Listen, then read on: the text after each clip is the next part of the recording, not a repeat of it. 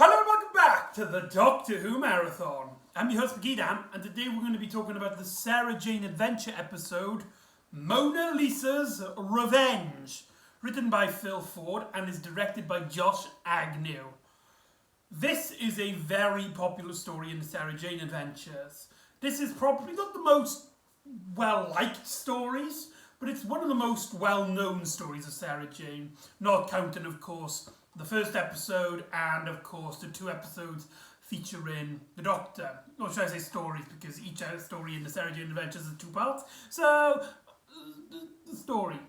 This story features the return of the Mona Lisa, the famous painting by none other than Leonardo da Vinci, which has actually made an appearance in the Doctor Who canon before, in the fourth Doctor story, City of Death. So whether that ties into this or not is not really like I don't know if Phil Ford made the Mona Lisa a integral part of the story because he was a fan of City of Death or not. Who knows? But what's most known about this story is that this is the story in which the Mona Lisa is the villain of the story. Yes. In terms of general opinion, it's really hard to find out. It's one of the most referenced stories in the Sarah Jane canon, and a lot of people talk about it. It's like that. Remember that one where they fight the Mona Lisa and stuff. But in terms of what people actually like about it or not, I find it a very struggle to define anything about it. This story is also filmed in the International Gallery in London. They actually got to shoot some footage on there, as well as using the Church of Peace, not the Church of Peace, the Palace of Peace, in Cardiff, the one that they used to film Platform 1 from Series 1 of Doctor Who. That location comes here as well. So that's really amusing. So yeah, the story in terms of behind the scenes stuff, there's not really much to talk about, with the exception of its guest star Susanna Jones, would later go on to play Idris, aka the TARDIS, in the 11th Doctor story, The Doctor's Wife. So that's really cool. So anyway, this story has a pretty decent opening. We have our characters enjoying life in school until Rani's father comes in and talks to the class about Clyde. And originally he's like, "Oh yeah, I'm probably in trouble again," and it being the jokester, the cheeky one. But it's like, "Oh no, actually we're here to congratulate you because see you, a piece of your art was put onto a prize, a contest, and you won. And because of that, we will be the first people in Britain to see the Mona Lisa being rented out in the International Gallery. We will be the first people in Britain to see the Mona Lisa in Britain." And that's really cool. However, Clive didn't actually put his name for any sort of art competition, and it turns out that Luke actually put Clive's artwork and name down for the competition. And I like how Clyde, he's not really sure about how he feels about this. He's got this kind of like cocky attitude, and he's really interested in what people think about him and how other people perceive him as cool. But he has this passion for art, which has been previously shown in episodes like Mark of the Berserker. And so this story actually has Clive's interest of art pushed forward. So I hope that we see more of this, because it's a really nice little character beat, and it allows for Clive to have some much more interesting things to achieve in the stories. So this story mainly focuses on Clive's art, because it's him that gets him into the International Gallery. And Luke, being so happy for his mate, he goes to tell Sarah Jane. However, Sarah Jane is in Luke's room, to where Luke is like, oh God, no, oh God. And when they go up to the room, Sarah Jane is like, your room is absolutely filthy. That's it. You have no plans for the rest of the day. You are going to stay here until you clean your room. It's absolutely filthy. This reminds me of being a teenager. Come on, everybody's had that time when they've left their room in an absolute state and your mother is just wailing on you.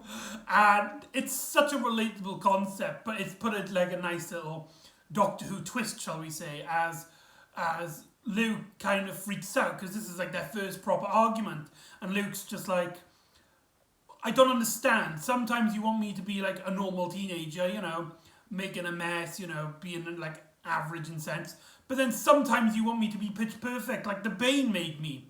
And then the argument goes really quiet, and there's this really lovely sentimentality with Luke and Sarah Jane in this episode, as maybe because Tommy Knight, who played Luke, didn't actually appear in the previous story, which was The Eternity Trap. So here I think they're trying to make up for lost time for him. So he basically has a lot of character development, and it's actually this argument that actually stops him trying to get his mother involved throughout the episode. When things start kicking off, Rani and Clive are basically like, right, it's no time for like arguing now, we need to contact your mother. But Luke's like, no, we could do it ourselves, we can prove that we are capable of doing it ourselves, we don't need my mother. Whilst Sarah Jane is talking to Mr. Smith, and they have this really fun conversation where it's like Sarah Jane kind of understands aliens more than people, and she's only kind of understanding that with the relationship with Luke. And Mr. Smith, who's basically a computer, an alien computer, is just like, humans are one of the most complicated species to understand. I personally don't understand them. Sarah Jane is like, you know what? Me and you both, mate. Me and you both. So anyway, let's get on to what the episode is mainly known for, as we get to meet the curator of the International Gallery, Mr. Harton. He's played by the guy from, I think it's either in Caves of Androzani, or he is in Frontios. It's one of those two. He plays like a one-off character in one of those stories. So to see him in this, and he has such a great presence on screen. He plays this kind of quirky character who just is absolutely fascinated with art. More specifically, the Mona Lisa, who, as the story implies, comes to life and becomes a havoc. Now, the story is known for being absolutely silly. I mean, it's Mona Lisa's revenge. But I think what tips it over the edge and what makes this story so noticeable is that the story isn't implying that some alien had taken the Mona Lisa and brought it to life. No. They're implying that the painting itself, since Leonardo da Vinci painted it, has been sentient, being used with its paint, being used by an alien meteor that had some sort of psychic kinetic abilities, similar to the clown from Day of the Clown, the Bradley Walsh episode, yeah. So they are actually fighting the actual Mona Lisa, played, like I said, by Susanna Jones, who does a really good performance. I mean, she is really into this role, and she is hammering it up. She is so cheesy and corny, but you can tell that she's just having a lot of fun. However, like, again, there's just some really strange, odd, creative choices here. For example, you have a Renaissance painting by an Italian man that has spent most of its life in France, in the Louvre. Then it comes to England, where it becomes sentient, and it gains a Yorkshire accent. Like, every bit of dialogue revolving around the Mona Lisa is so bizarre. I'm the Mona Lisa, love. I'm from the East End. What? It's such a... I'm from Yorkshire. I'm from East End. Love. It's such a weird creative decision, and she keeps it up through the entire episode. Even when like the plot is ramming up and it's coming on, it's pretty funny and silly at the same time. But it's like that's just the amusement of it. This story is so much focused on just having a blast. It does mean that, however, the story does kind of suffer a bit in terms of other elements. For example, when Clive goes, they're all like meeting up in the International Gallery with the school and stuff, and you kind of get this impression that that Clive has become popular, and it's like it's actually his art. He used to think his art made him unpopular. You know, he's something that he tried to hide, his drawings and stuff. But actually, he kind of learns that, you know what, drawing's actually really cool. It's a very popular thing to do, to be a really cool artist. And that kind of then gets shoved to the sidelines, mainly for Luke's story, mind you, not just because of the fun interest in Mona Lisa part, but for a story that started off looking like a Clive story, it is kind of disappointing to kind of see him pushed to the sidelines. Speaking of Clyde's art, the image that he drew of to win the contest, they make it out as if it's like this amazing piece. There's a scene in which like this secretary character that works for Mr. Hardin, she talks to Clive. It's like, your art is amazing. Of course it would have won the first prize. I mean, I didn't get to choose, but if I did, I would have picked yours. For obvious reasons. I mean, you've won it after all. And you look at the art, and it's good. It's really cool. Very comic booky. Don't know about like the fashion senses of the women, but like to have like all of this like very old-fashioned paintings and a very particular type of like art, to go from like that to like this comic book like art style where you have these women with big giant laser cannons. Was that the winner of a contest? I mean, it's good, but the best? I can imagine there'd be a few other artists around that age that could have done a lot better, personally. But that's more of a nitpick. That's more of just me, just like, huh? But I kind of understand, you know, it's a kids program. They needed Clive to win this, and his interest is mainly comic book art style. So, you know, that's not really an issue. It's just something. It's just more head scratching than anything else. I mean, it would be really cool to see like a comic book art in somewhere really fancy like that. Personally, that would be really cool. But yeah, and then when they go to show the Mona Lisa, it's actually really fun where they come into the room. They're building this up. It's like the Mona Lisa, one of the greatest arts, and only a handful of people have ever seen it. They only allowed 15 minutes of people to see it, and then you have to go, and then he puts over the blinds, and then it shows his secretary who's stuck in the painting, and everybody starts freaking out and they call the police. Now, apparently there's a reference to Planet of the Dead, where they actually mention the theft of the cup that was previously seen at the start of Planet of the Dead. I didn't catch it, but it's on Wikipedia. Apparently there's a mention there about, as well as Lady Christina DeFont. So I didn't catch it, but apparently there's a reference there. That's really cool if it is in there.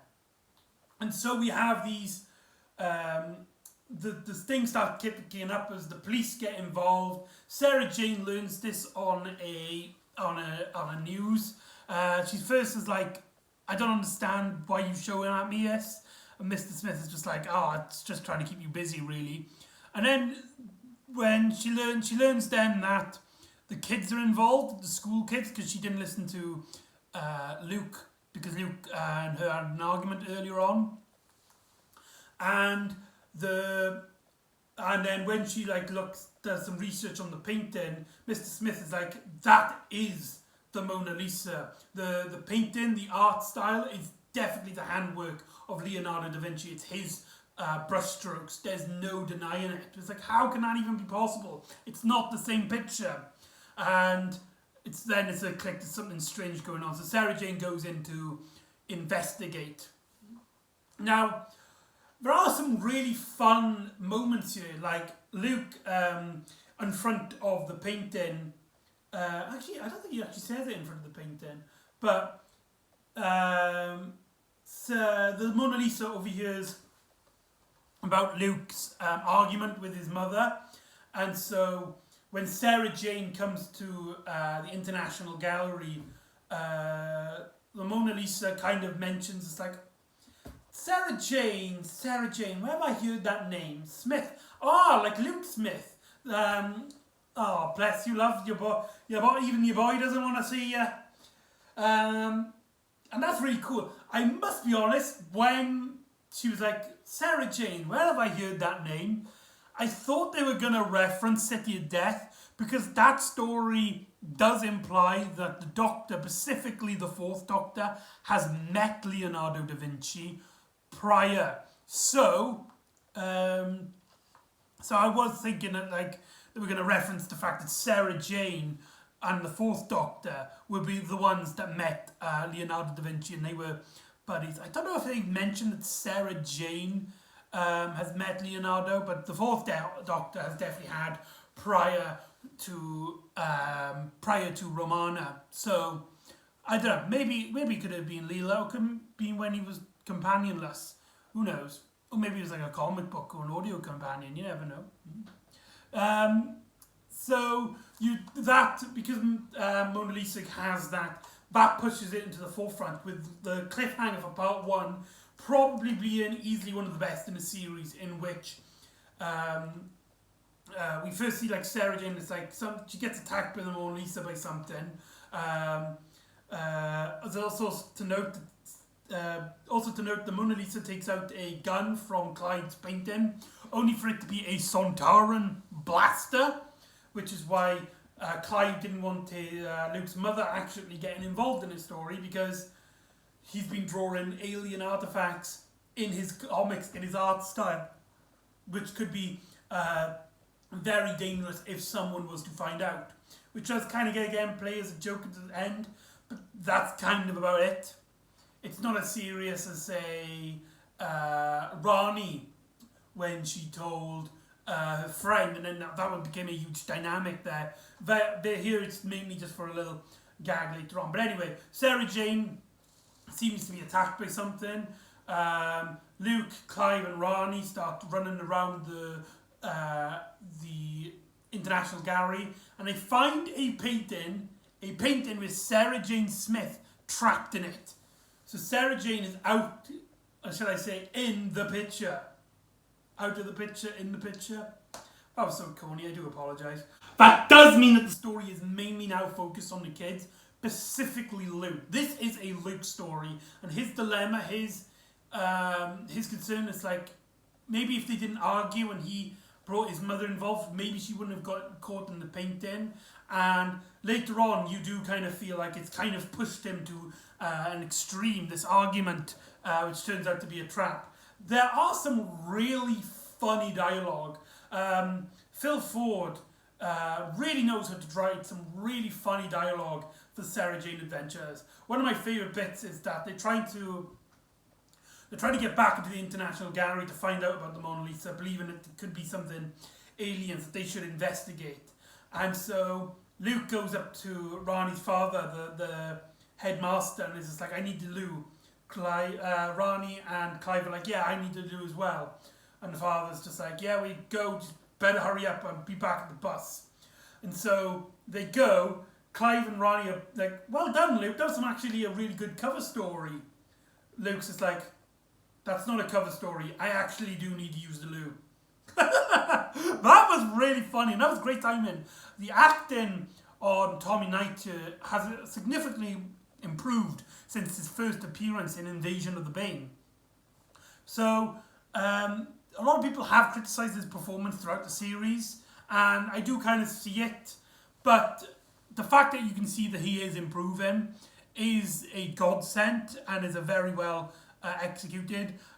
Mainly part 2 is basically this run around and you mainly get scenes of Rani and Luke basically discussing their relationship with Sarah Jane and parents, and like Luke really can't handle the fact that he had his first argument with his mother, whilst Rani, being a normal's not the right word, because that implies Luke isn't normal in that regard, but she's had a normal upbringing, kind of understands, that's just normal. Parents and kids argue, teenagers argue, that's just how things happen.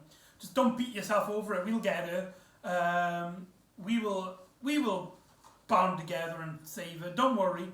Whilst Mona Lisa and Mr. Harden, she basically has him as a prisoner, and then she kind of like encourages him to work with her because he's such fascinated with the Mona Lisa.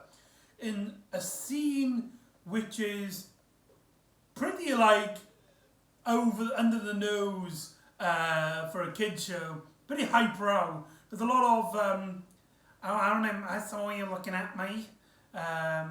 You couldn't keep your eyes off me. I can't remember much, but there's a lot of supplicant dialogue here, which implies that Mr. Harden might be a bit more of a weirdo than we initially thought. But the story is mainly set up with duos.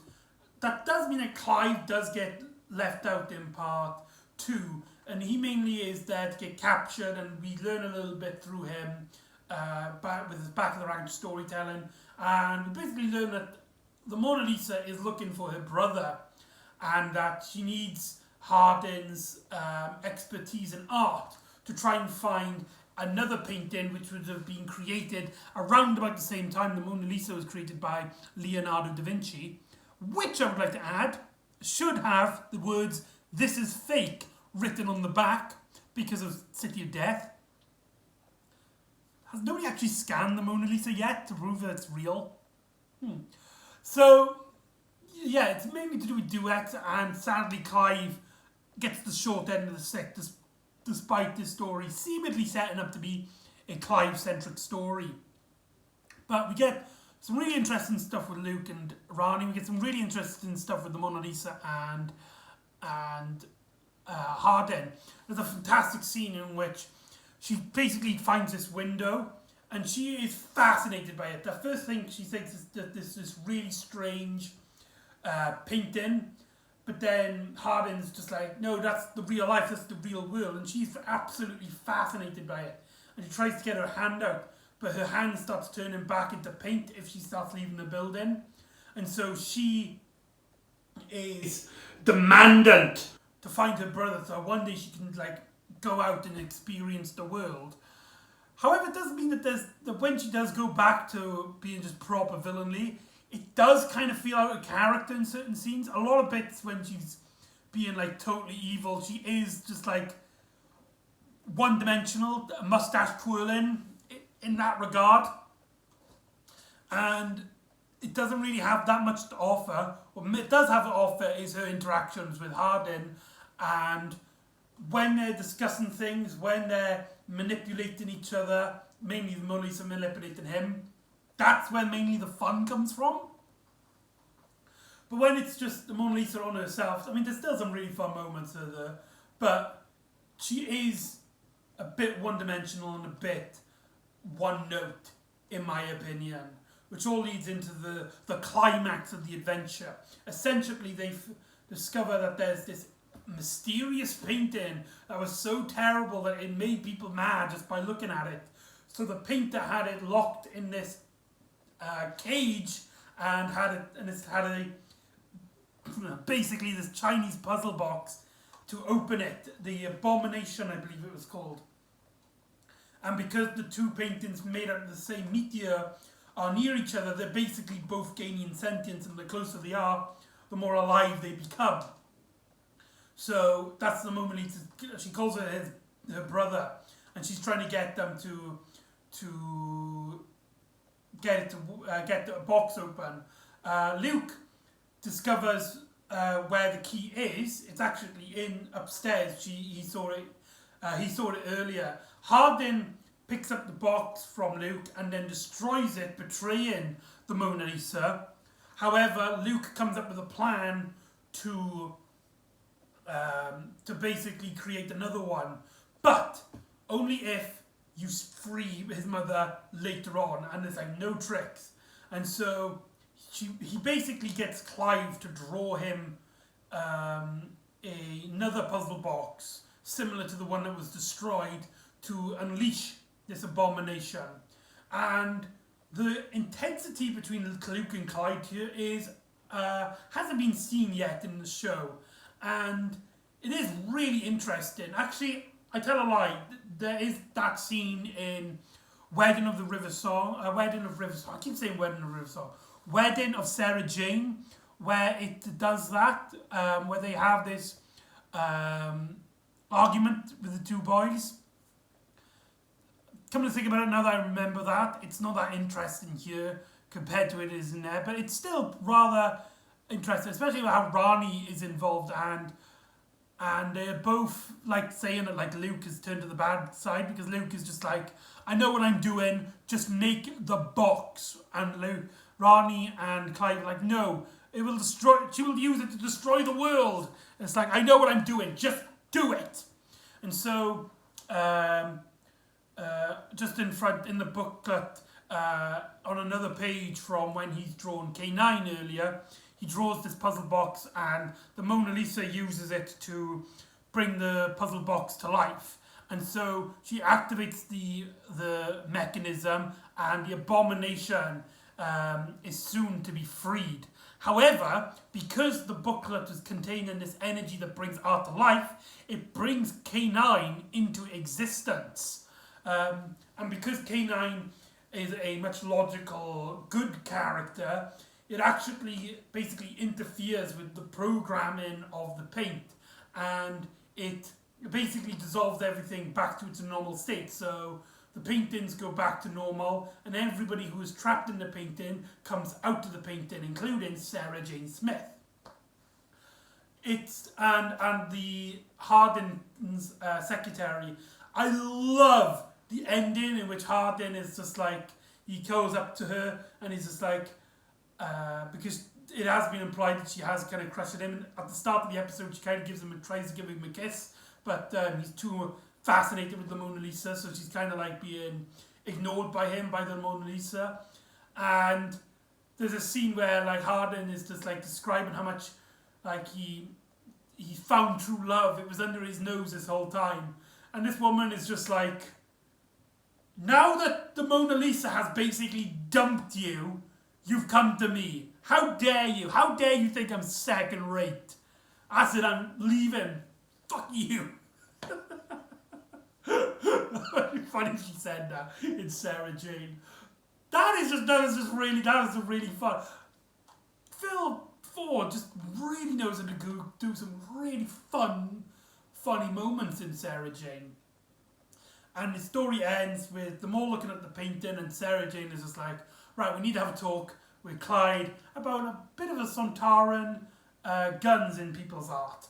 And then that's basically the end of the story. There's a lot of didn't cover, like there's this henchman, the highwaysman, who can't say stand and deliver. I got that reference.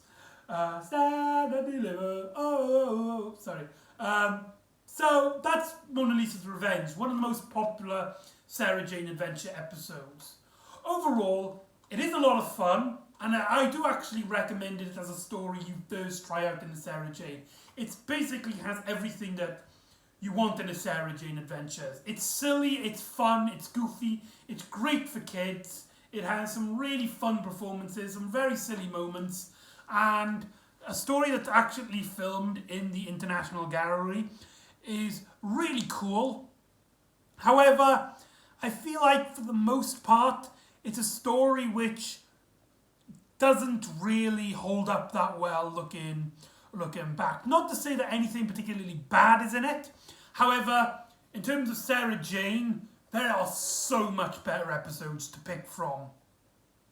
And so, despite it having like all the stuff that you like in Sarah Jane, and I do recommend this as being like a first episode of Sarah Jane, like it is one of the most popular stories in there, and it's easily digestible, I don't feel like you're gonna get much out of it. Watch it for your first time, or if you haven't seen it, just watch it. But then I don't think after that you're gonna be hooked on this particular episode. I doubt this will be anyone's favourite anytime soon. But I could be wrong. If it's your favourite, let me know in the comments. I would love to know very obscure opinions. So there you go. That is Sarah Jane's the Mona Lisa's Revenge. Sorry, my brain blanked out then. So join me next time for a K9 episode. I don't actually know what happens in it, and I can't actually remember the title of it. One sec. So join me next time for the Sirens of Ceres. Ceres? Ceres. I'll see you next time on the Doctor Who Marathon. Ta-da.